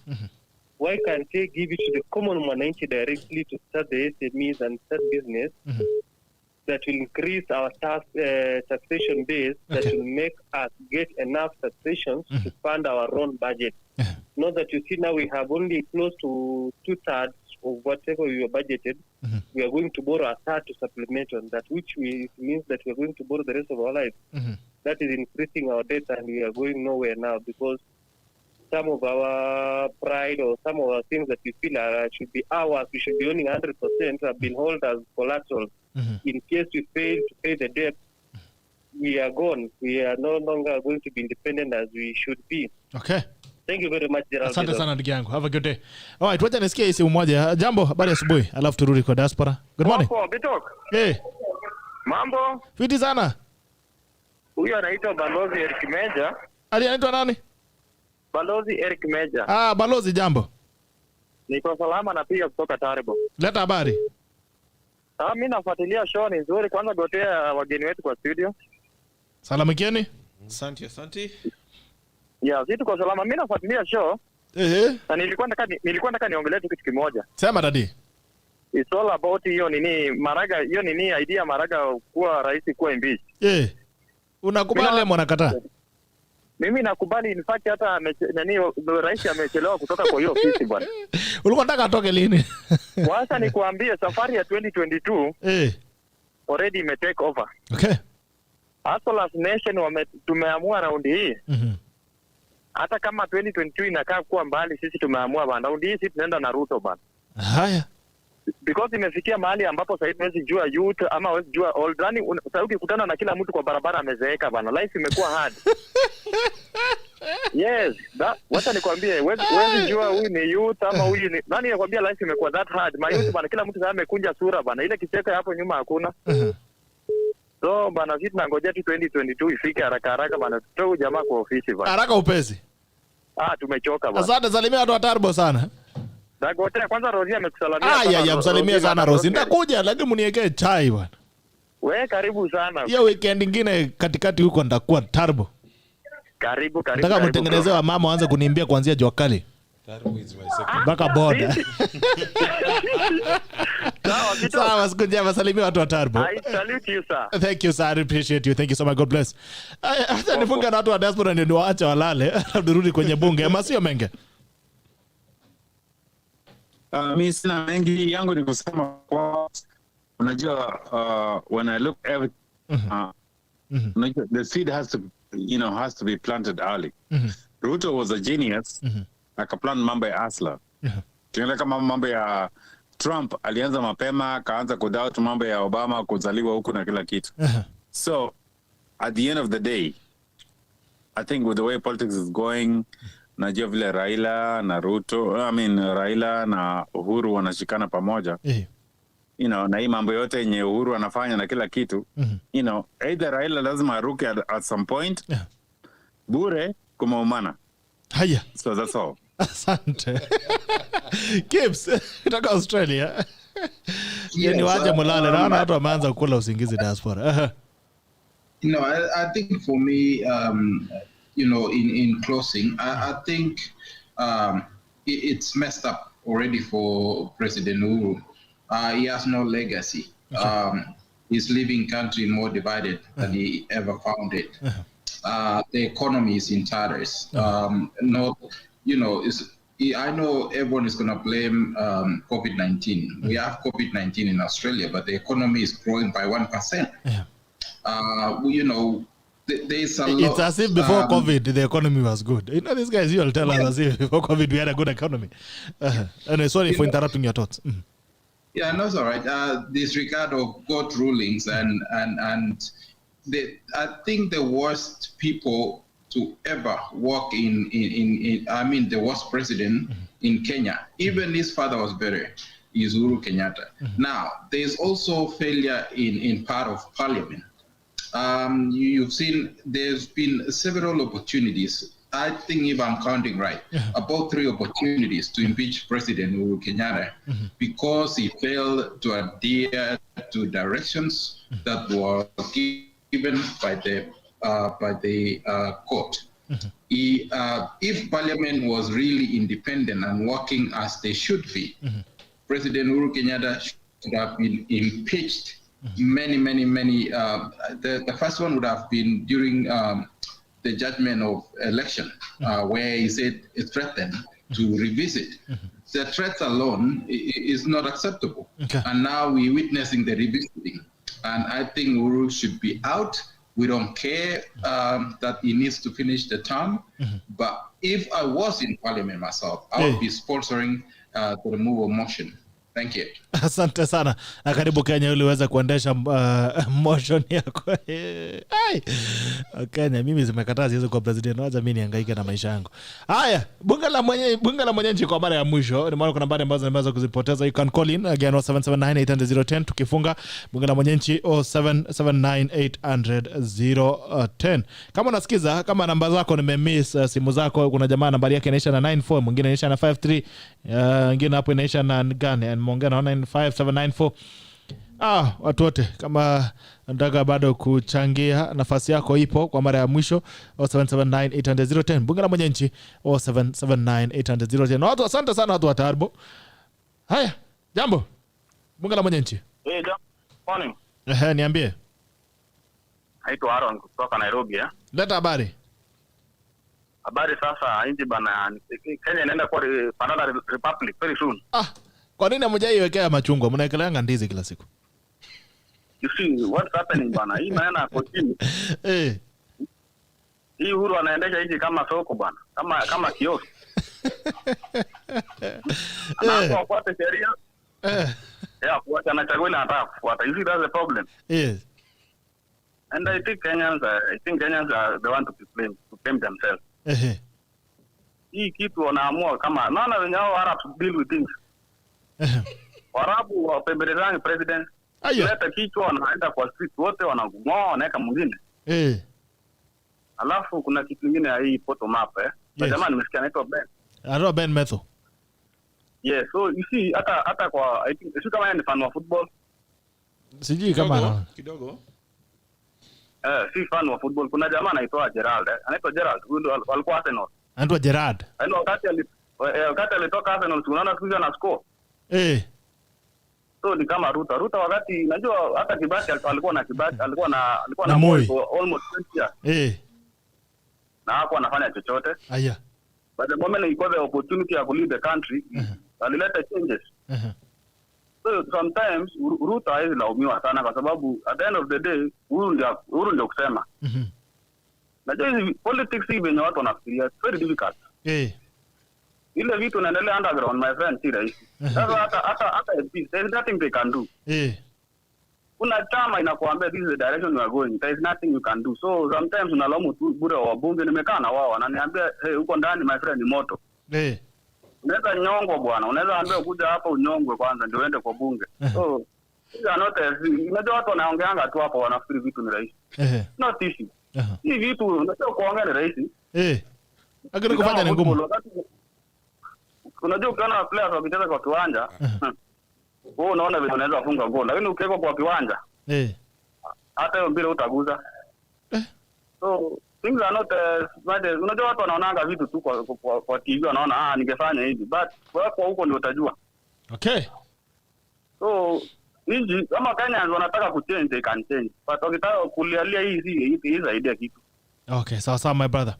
Na uniambie ile siku tunaanza tunaingia kwa street, utaniambia ni gani ndio nikuje. Alafu kuna issue moja nataka kuraise Raise haraka. Kuna hii issue huko Bomet bwana. Hospitali za Bomet my friend. I want you to invite one of those guys from Bomet. Hospitali huko bwana ni mbovu. Hospitali Bomet ni mbovu. Mbovu, hakuna maji kwa hospitali bwana. Sure. Hospitali kama gani nipigie governor? Pigia kama kuna hii inaitwa Longisa Hospital. Longisa? Na ingine iko Sigor division. Kuna hospitali iko hapo nilienda hata dawa bana. Kuna unaambiwa ndio ununue dawa kwa chemist. Longisa, Sigor na gani? Hizo ziko mingi. Niliona kuna mtu ameniandikia message amesema kuna choo zinazama huko Bomet pia. Hiyo hospitali sijui kuna kwara. You don't have leaders. Kwanza mabarabara my friend. If you go there one day. Those guys are puppets. Hakuna kitu wanafanya. Wanakula pesa. Wacha ndongelesha governor nisikie. Ongelesha hata uite hapo bwana tumutako lapo. Sawa, ndawaambia watu wa Bomet wamesema akuje. Yes. Asante ndugu yangu, kwa na siku njema. You pia. Okay, thank you so much. Watu wa class bwana. Amuogopangi watu. Ala. Anyway, tazirudi kwenye studio tukiendelea kukuja jamvi. Ndaanza na wewe KHALENDE kwa sababu mara ya mwisho nilikuwa kwa METHO. Yes. Wacha kwanza nianze na kumkosoa ndugu yangu kutoka Bomet. If everything was easy, then everyone will do it. Everyone will do it. Yeah. So hao viongozi ambao wanamwambia kwamba ati ni ngumu, kwamba sijui haiwezekani, those are the people who are failing us. Kama unajua ni ngumu, wachana nayo, wache ule mtu ambaye anaona ni rahisi, ama mtu ambaye amejikakamua anaweza afanye. Alafu raise a critical issue to do with the parliament. Yes. If you look at our constitution, we are supposed to have a robust legislature, because their fundamental role is legislation, representation, and oversight. Now, judiciary is on the receiving end from the executive. Legislature, wabunge wetu wametoroka. They are nowhere to be seen. But au kwa matanga, on other political forums, utawasikia they are shouting the loudest. But we want them to discuss the issues about executive interfering with the judiciary in parliament, so that it can go on record, it can be in our Hansard, it can be a public record, that in future, watoto wetu na wajukuu wetu wataweza kusoma kwamba wajue there was a president called President Uhuru Kenyatta who wanted to mutilate the constitution, who went rogue and wanted to change the constitution. So our politicians, more so the national parliament and the senate, they need to come out, they need to go to parliament and discuss these issues, because they are one of the people who have been overrun out of town by the executive, but they do not want to protect themselves. They end up shouting in funerals, in public barazas, in podiums that do not reflect the mandate that we gave them as Kenyans. Okay. Because sisi kama wananchi tuliwapea hiyo mandate. Then there's something my brother METHO raised before tuende break ama tuende diaspora. You see, UDA is a new outfit. Is a new outfit on the block, which is offering an opportunity to all Kenyans from all walks of life to come and share ideas and to be part of a new Kenya. Okay. So what I understand is that there are challenges, and more so critical challenges for young people in this country to join mainstream politics. But you cannot be complaining about these challenges when you are on the fence. We need to come out as young people, join the new outfit, share our ideas as young people, how we want to be accommodated in the mainstream political journey. And this is a good example, and I've learned from Honorable Babu Owino, the member of parliament of Embakasi East. He was a student leader. Okay. Hakukaa kwa fence akasema being a student leader ati nitapata tu kuwa, and being a youth I will be given the seat. Alijitolea, akaenda akajirepresent kwa watu wa Embakasi. He shared his ideas with the people of Embakasi, and he was elected. Right. I know kuna hao magwiji who will want to hijack UDA, but we must put them on notice as early as now as young people, because every day I'm always happy when I go to Hustler Center. I meet young people who are running the Hustler Center. It's young people who are running that the UDA. Kwanza nani amesalimiwa hapa? Cheptap Kibirire National Treasurer wa UDA amesalimia METHO. Sasa ni kama itabidi umrudisha kwa chama. The young people are the ones who are running that political party, so that in future or they create their space and they run with their niche, so that tomorrow tusiambiwe na hao mabwenyenye ati hao ndio wali finance. Even if they finance, we as the young people are the ones who are running UDA. Okay. If you look at the campaigns that are going on in Kiamba, the young people within UDA, they are the ones who are mobilizing. They are on social media and they are on the ground doing the campaigns. Okay. And another thing, that our party leader, who is going to be our party leader very soon, he's a very progressive minded leader who accommodates and nurture young people. I'm one of the people in his graduating class year 2022. Mimi pia nitakuwa student. Saa hii mimi ni student wa William Samoei school of politics. Karibu nafika graduation. 2022 nitakuwa na graduate. Okay. So it is open and young people need to take up the challenge. Tusikae tungoja at BBI will create a youth council commission. Ndio muingie kwa commission. Ndio tuingie kwa commission ndio hapana. We must go in there, fight for our space, fight for what belongs to us. Okay. Alafu sasa tusonge mbele nao. Haya, niko na jamaa kwa line amekaa sana. Bunge la mwenye nchi, jambo. Bunge la mwenye nchi kwa simu. Saidia simu pale Douglas. Okay. Kama huyu amepotea tena. Jambo. Good morning. Haya, bunge la mwenye nchi. Good morning, Gerard. Good morning to you, sir. This is Martin Waru from Kasarani. Huyu ni Martin wa Kasarani. Jambo kaka. Salama sana. I am happy to join you. Karibu. Leo umechelewa kidogo. You know, there was a lot of interest in the people from Diaspora. So, lazima I had to wapea nafasi yao. Okay. Please proceed, sir.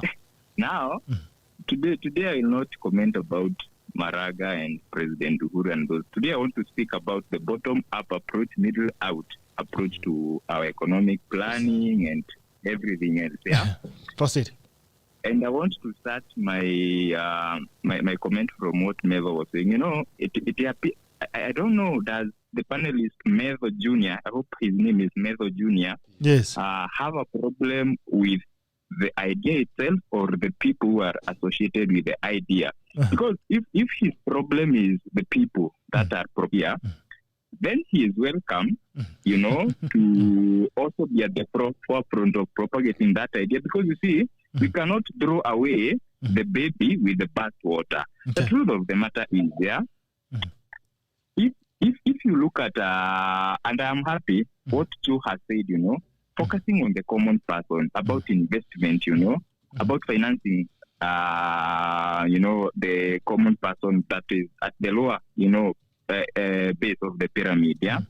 Today, the problem that we are having in this country is that this government has been so much focused on the macro indicators of the economy.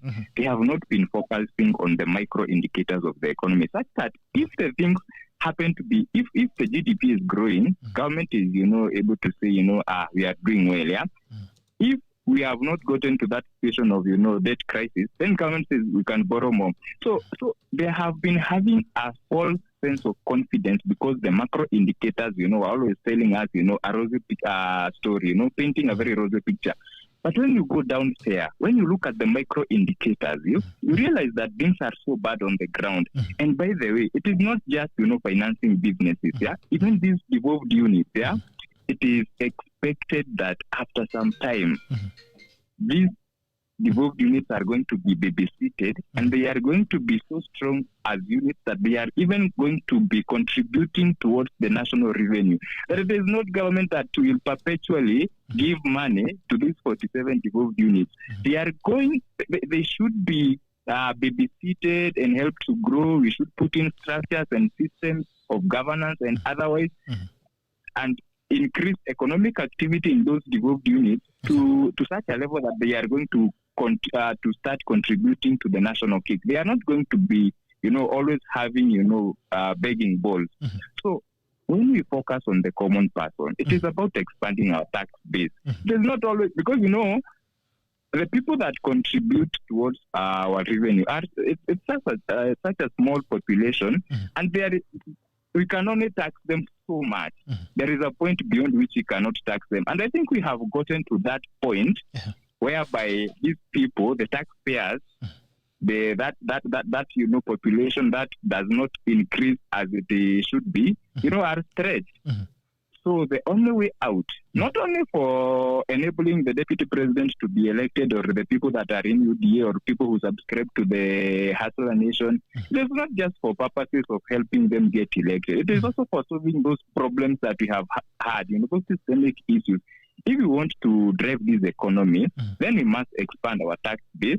We must have so many people working, so many people contributing to the national productivity. And in any case, people, the big boys and the big girls, big corporations, most of them, that are not even the ones, most of them that, always ship out their profits outside the country. They always enjoy these benefits. Why should we have such a big problem when we are now saying that ordinary Kenyans enjoy these benefits, and while at it, we are going to create an economy that works for everyone?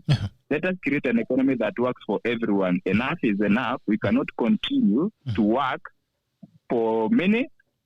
I mean, so many people are working and only very few are, benefiting. So I think this is an ideal time has come. You cannot, shrug it off. We have to listen to one another. Let us exchange ideas on how to make it better, but we cannot afford to bastardize this idea. We must embrace it, and then we must give our input on how to make it work, not to, strangle the idea. Okay, all right. Asante sana. Ni Martin Waruya Kasarani wa Kasarani. Hiyo ndiye atakuwa fan of the week wa next week. Ngoja tuambie mawazo yake. Unajua Kenya, you can never underestimate the intelligence of these Kenyans until of course we get to the ballot. Haya, nafasi yako ya mwisho ndugu yangu. Asante sana Gerald, I appreciate that. Maybe just to get back to that was Martin, the last caller and Joe. That issue of the bottom up, I fully support it, to be very precise. But the issue here is I feel like we are still missing the point. We need to address the elephant in the room. And the elephant in the room here to me is the corruption aspect. Okay. If we go ahead and have this kind of a platform in place and we empower the people on the ground, excellent idea. But the question is, this money, will it still end up, because at some point it will end up in people's pockets. Okay. Correct. But how about the corruption aspect behind it? How about people not adhering to the rule of law? Because when you talk of bottom up, to me, from an intellectual angle, it is in place. It is in place because when it comes to, let's say, on the county level, we have the public participation. Wananchi should participate and say, hey, our priorities are 1, 2, 3. If you understand how the bottom up policies are developed, it is developed based on grassroots engagement. The community meets, they engage, they say these are our priorities, this is how we want things to be done, and they come up with a policy framework around that. When it comes to Kenya, currently, we have a constitution that has that kind of a provision in place, but it is still ignored or it is still bypassed. So, yes, we will have it in place, sawa kabisa. Lakini, if we do not go ahead and respect the rule of law, and take care of this elephant in the room, which is corruption, we will still end up in the same place. Okay. Secondly, the issue of what is going on with the judiciary. It is quite unfortunate that Justice Kome is she's a casualty of circumstances, and she needs to go ahead and put her foot down. Otherwise, it's going to be a recipe for disaster for this country going forward. For the young people, I call on you to come out in numbers. I respect what my brother Joe here has indicated and say that, yeah, UDA is full of life and all this good stuff, which I fully respect. However, there's also that need of having a political mindset shift so that at least, yes, as much as you can be in an environment as a young person, but you are a puppet of a particular institution, a particular structure. It's about time that we also stand out, put our foot down and say, it is what it is, and this is how we'll do business. Otherwise, Gerald, thank you so much for the opportunity. And we look forward to be part of this discussion going forward. And my biggest prayer is what is going on with this BBI and the Constitution thing. Kindly, as Kenyans, let us come out in numbers. Let us support what the likes of Maraga are saying, and let us not be spectators. Siasa ya Facebook na Twitter, even our president, Twitter, so we are just making noise among ourselves. Let's keep it real. It is unfortunate that the likes of Baba have been put in the president's back pocket, and that's why I think we also we're also part of the problem. So it is up to us to go ahead and stand out there and call it out and put our foot down on the streets. Thank you very much. All right, as you leave, siasa ya Ukambani inakaje? Wow, siasa ya Ukambani ni moto. We, like I kept on saying here, there's that need of that political mindset shift. Let us not be taken for granted. I think muliona iko mahali jana walikuwa nasema iko mazishi God rest his soul in eternal peace. Mheshimiwa KHALENDE was one of us. We miss him. We'll miss him. And yes, he was that true hustler. Alikuwa mtetezi wa wananchi.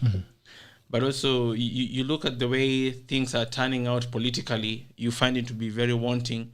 And that is what led to what happened even with the Machakos senatorial by-elections. Yeah, it's because of that lack of political mindset and living by the times. So unless that is embraced from a nationalistic angle, then from UDA we are looking at another Jubilee in the making. So we'll leave it at that. But I'm sure as keep on times going on, we will keep on peeling the onion and sharing more. Peeling the onion and crying while at it. KHALENDE, as ifunga kiosk. Nikifunga kiosk, I want to address on the issue of corruption. Yes, I agree corruption is a problem in this country. But a lie has been told so many times that why this country is not moving forward, it's because of corruption. And it's very simple. Like the budget we are going to be given in a few hours to come. We are living beyond our means. We are living completely beyond our means. Okay. And the other day I was listening to my governor of Busia County. He was on the podium and saying that the people of Busia will remember him for one simple thing, that anaacha Busia bila madeni. That the next governor has a platform to start and build Busia County from not a negative perspective, but from a good, solid ground. Because Ojamong ameishi kulingana na kiwango yake. Within his means. Within his means. Okay. And that brings another question in terms of development. That's why you find Busia County compared to the counties which have borrowed heavily and we zenye ziko na madeni, is that in terms of our development Busia, we are not doing well. Okay. But we have managed to accommodate the few coins that we have to move the county government. But back to the main discussion is that if we are able to have leaders who can think through the problem and offer solutions for Kenyans, like if you are talking about unemployment rate, but at the end of the day, Kenya National Bureau of Statistics is giving you statistics as official statistics for the government that 70% of our working population come from the informal sector. Okay. So as a government, our policies are supposed to be directed to provide a business environment for the SMEs and the informal sector to flourish so that you create employment and grow your economy. So those are the nitty-gritties that our government and our leaders are supposed to do, or they are not focusing on, that can enable Kenya to move forward. All in all, mimi naamini na nina imani kwamba I am still I'm yet to issue my statement on how I will remember President Uhuru Kenyatta, because I think one thing that you must give to President Uhuru Kenyatta, he knows how to read the minds and the mood of the country. Okay. The only problem with him is that he has a rich kid mentality. Okay. Haya, kabla hujaenda nasikia pale Mumias mnaomba hongo ndio mpeane kampuni ya sukari. The local politician is asking for 100 million. Ni nani aliwaroga na akakufa? You see, the issue to do with Mumias is a long-term issue. Okay. That needs the leadership from Mulembe. You see, I'm bringing this new perspective as a young man from Western. That yes, we must acknowledge that Mumias has its problem and Mumias is on its knees. But all of us, the leaders within the Mulembe and the farmers, are supposed to come on the table, all the stakeholders, and be part of the solution going forward. This issue of people shouting and shaming each other and doing mandamano should stop, because we are, at the end of the day, we are benefiting the cartels, because the cartels are the ones who are benefiting. They give this one 100,000, munenda munafanya mandamano on the other end. They give this one 100,000. They go and issue a press conference from the other end. Because the other time, I asked a young man, they were issuing a press conference to do with Mumias. I asked him, what is your stand on this Mumias issue? Do you know the young man told me what? Sisi tunalima Cleophas Malala. Sisi hataki kujua. Then I said, they don't want to know. That's the problem that we are having. And I've challenged even the leaders from Western. More so the leaders from the Hustler Nation. I've asked them to come together, look at the problem, issue a proper communication on what are the issues ailing Mumias and what is the way forward. Because if we don't do that, we'll be playing games and we'll be taking ride our people from Mumias. Because as a young man, when I was going to school, I used to see Mumias and I used to admire that place. You could see tractors all over. You could see Ken Carters doing business. You could go to the shop market and you see Mumias Sugar. You could see FC Leopard play with the branded t-shirts of Mumias Sugar. It was happening. But today, the thing has collapsed and it's on its knees. But instead of leaders sitting down and listening to each other than talking to each other,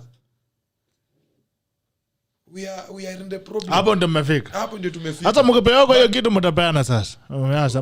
One thing with the little influence that I can have or with the little knowledge that I have and the God-given brains and naii mdomo nyumenipa and with this opportunity I want to ask the people of Mulembe to sit down and look at the issues that are affecting Mumias critically. Because we must reach at a place where we are asking our farmers in Western, is planting sugar a valuable crop and making profit, yes or no? If it's yes, well and good, let's continue. If it's no, we must shift from sugarcane plantation to dairy farming. Because currently, on the same acreage of land that you are planting sugarcane in the sugar belt on Western, and the same acreage of land somebody is planting tea from Mount Kenya, they are getting 80 billion per year. And in the sugar plantation, you are getting 16 billion. So, sugarcane plantation currently is not making sense to the people of Mulembe. And unless we sit down and talk about these issues on a factual basis, we are not going anywhere. We will make noise. Those who will take political mileage with the issue will take it, but the common mwananchi, the farmer, is going to continue to struggle. Okay. Haya. Fungulieni wananchi sukari, tunataka kunywa sukari ya Mumias tena na tupate pia karatasi ya kuweka za kukava vitabu. You know, it was prestigious a long time ago. Mumias Sugar was an aspect of prestige. Hata ukienda supermarket unaweka kile kitu kingine kwa karatasi, lakini Mumias unabeba na mkono. Lazima ionekane umenunua sukari ya Mumias. Ukimalizia unapiga cover kitabu. Hadi kesho kwenye sheria wiki na Dr. Kuru Okot na jamaa wetu wa Kisiangani, Edward Kisiangani, Professor Edward Kisiangani. You get on Seria Wiki tomorrow. We are get to discuss the legal happenings of the week. Until then, see you. These are Taxation now. It's been a pleasure having you. Thank you, Diasporans, and the followers who have been with us, and the panel that has been with us. Take care and have a great day. Signing out.